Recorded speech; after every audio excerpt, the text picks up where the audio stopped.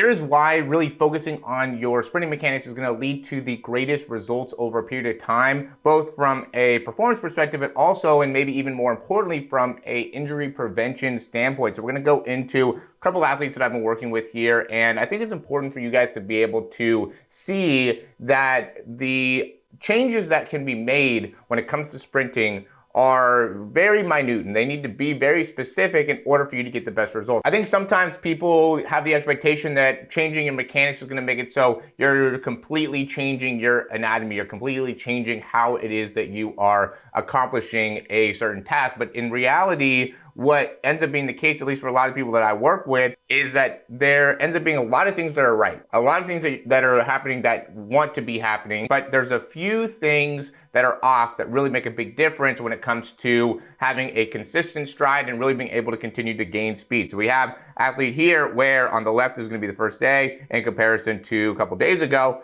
And what we see here is, and when he first came in, he was kind of having some shin splint type issues and just was not consistent, right? And by being able to at least get on the same page of like, this is what we need to be able to do and this is what we need to be able to improve, we're able to really make some big progress in terms of not only giving him the opportunity to get healthy, but also making it so he's able to get a lot faster here. And so you can see a lot of things that he's doing well. Big thing though is if we see the right arm, he's getting a ton of not only rotation to this side, but also extension on the right arm, where then on the left, it's just not nearly as much action. And so what that does is that makes it so the foot contact time ends up being a lot longer. So now we see a better spine position overall where the spine's still facing straight ahead. He still has a lot of extension in the arm, which is good, but his foot's coming off the ground way sooner, right? Now we can also see much more extension on the left arm. So there's a lot more of a synergistic pattern happening here. So now there's not one foot that's generating a lot more force, and it helps him being able to get off the ground way sooner instead of the foot being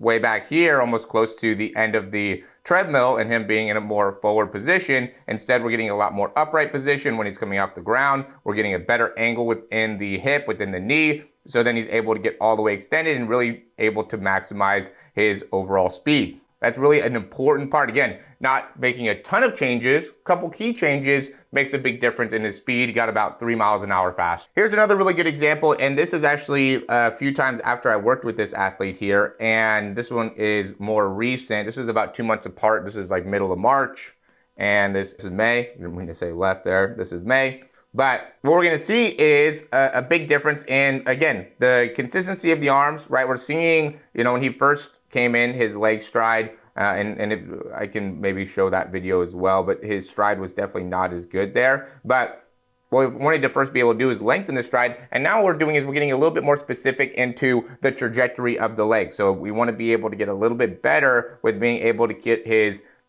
ability to bend in that shin to be very quick, so we can get much more of like a V action in that leg as it's bending through here, right? And by doing that, what that does is that makes it so now we can get a lot more of a vertical action overall when he's sprinting, which is going to help him being able to really maximize and continue to build top speed, right? And so that ends up being, I think, a big part here is not only do we want to be able to understand that there's things that need to be happening from a short term, right, and being able to get some quick improvements within sprinting mechanics, but we also want to be able to continue to make long-term adjustments that maybe take a little bit longer, but will be able to eventually come into play. So as he's coming through here, we could also see a much better position of his foot compared to his hip. So as he's coming through right now, in March, he was really losing that connection in the foot and the hip before, which was impacting his ability to get into good quality hip flexion, where now when you can keep that foot closer, it's a lot easier to get that hip all the way through. So now we can get a better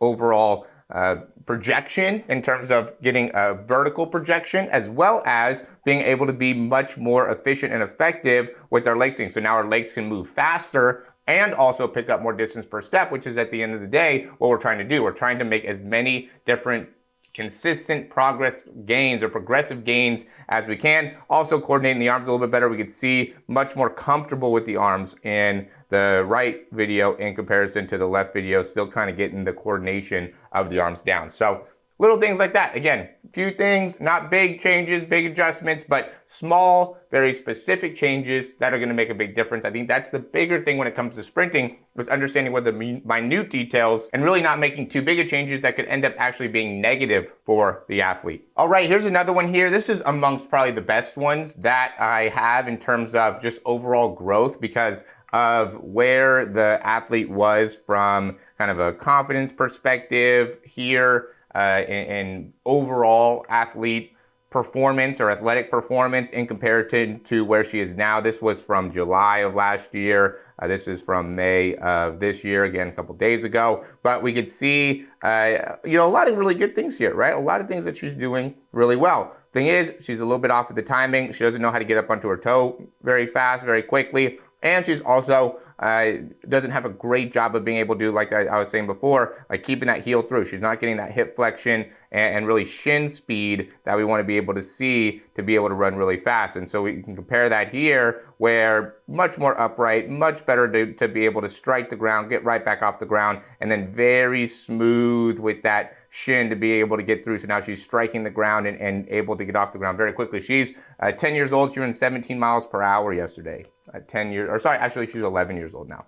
11 years old, ran 17 miles an hour. I mean, that is amazing for somebody that is her age especially. So I'm really excited to see her continually grow, but it comes down to just being consistent, and always being able to make the small adjustments. Really, both sides here, her arms weren't getting too much action, right? She was a little bit stuck with her shoulder extension. We had to open that up there and make it so she could understand. That's still something we're always talking to her about on the left arm, is still want to be able to get back behind, but she's much better, you can see, on that right side, and she's consistently starting to get better. So really the point being here is to understand that there is a significant improvement that can be had when it comes to sprinting when you are able to get specific into the mechanics. We don't want to put too much time and making it so we had to completely change your mechanics, unless there's something very significant within your running that really has to be adjusted, that really has to be changed. And there's definitely people that are like that really have something that is going on. But typically we see a very restrictive movement in that situation, or maybe somebody that has had a reoccurring set of injuries, or really somebody that could be underperforming to a very high degree. All those things could end up needing a much more significant amount of change, which I feel like is something that you probably are looking for when it comes to really making an improvement when it comes to performance. But most people, what they just need to do is make a small adjustments, get better timing on foot contact, understand how to be able to utilize their arms effectively, understand how to be able to strike the ground effectively, in the positioning within the strike, and maximizing the internal and the external rotation of the hip, as well as within the foot, within the ankle, getting the strength within the foot and within the ankle, and being able to then apply that and consistently improve that over a period of time. It makes it so now you can see consistent results. And it's something that I think more people need to understand. I'm very detail oriented in not only the sprinting side of things, but really the exercises and the teaching of the exercises that will make it so you get the most overall improvement. And the reason I constantly am talking about this every time you watch one of my videos, the reason I'm always saying that check out the description, check out the programs, take action or do something to help yourself improve, is because I believe and I know that once you start taking action towards your development, towards your improvement, that's when you're going to really start to see some great results. And really that's when I'm going to be able to provide the most value for you. So if you're somebody that has been watching these videos for a long time and haven't gone ahead and checked out one of our programs or signed up for one of our classes, I would highly recommend you do that, just because you're going to see tremendous improvement. Again, that's why I'm making these videos all the time. I'm trying to educate you. I'm trying to make it so you can make the best decision when it comes to sprinting. And I know that that decision is with the system and the process that I have in place when it comes to development, especially speed, performance, development. Check out the description, like the video, subscribe to the channel. We'll talk to you soon.